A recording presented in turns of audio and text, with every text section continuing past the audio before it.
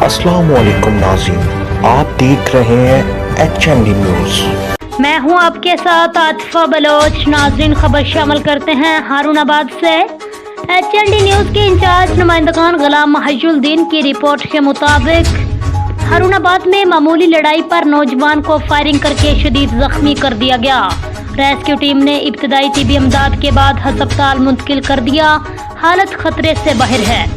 तफसीलात के मुताबिक नौजवान शहबाज अली की एक रोज कबल मामूली लड़ाई हुई थी, जिसका रंज दिल में रखते हुए मौका पाकर मुलजमान मोहम्मद मतीन, मोहम्मद आतिफ, मोहम्मद मुबीन, मोहम्मद असद और 3 नामालूम अफराद ने नौजवान शहबाज अली को मेन हाईवे रोड पर उस वक्त जख्मी किया जब वो अपने घर से निकलकर शहर की जानिब आ रहा था।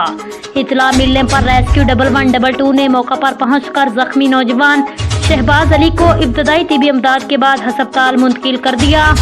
थाना सिटी पुलिस ने नौजवान शहबाज अली की मदीयत में मुकदमा दर्ज करके मुलजमान की तलाश शुरू कर दी है।